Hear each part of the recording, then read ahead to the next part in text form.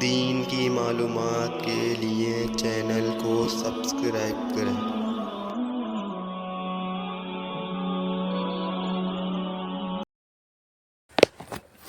بسم اللہ الرحمن الرحیم۔ باب قراءۃ السورۃ بعد الفاتحتین فی الرکعتین الاولیین۔ پہلی دو رکعتوں میں سورہ فاتحہ کے بعد سورت پڑھنے کا بیان۔ حدیث نمبر 292 عن ابی قتادہ رضی اللہ عنہ قال كان النبي صلى الله عليه وسلم يقرأ في الظهر في الأوليين بأم الكتاب وسورتين وفي الركعتين الأخريين بأم الكتاب ويسمعنا الآية أحيانا ويطول في الركعة الأولى ما لا يطيل في الركعة الثانية وهكذا في العصر وهكذا في الصبح۔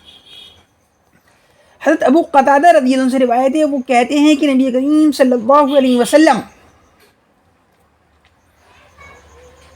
ظہر کی پہلی دو رکعتوں میں سورہ فاتحہ پڑھتے تھے اور اس کے بعد دو صورتیں اور پڑھتے تھے، یعنی ظہر کی پہلی رکعت میں جو ہے سورہ فاتحہ بھی پڑھتے تھے اور سورہ فاتحہ کے بعد میں سورت پڑھتے تھے۔ پہلی رکعت میں بھی ایسی کرتے تھے اور دوسری رکعت میں بھی ایسی کرتے تھے، اور اخیر کی دو رکعتوں میں صرف سورہ فاتحہ پڑھتے تھے، یعنی کہ سورت نہیں ملاتے تھے۔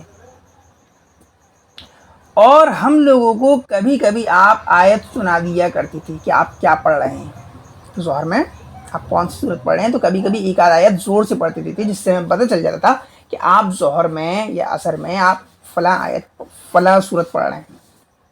اور آپ پہلی رکعت کو اتنا لمبا فرماتے تھے جتنا دوسری رکعت کو لمبا نہیں فرماتے تھے، یعنی کہ پہلی رکعت دوسری رکعت سے لمبی ہوتی تھی۔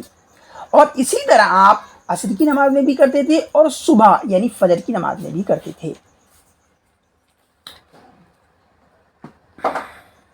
حدیث نمبر 293 عن ابی سعید رضی اللہ عنہ قال امرنا ان نقرأ بفاتحة الكتاب وما تيسر۔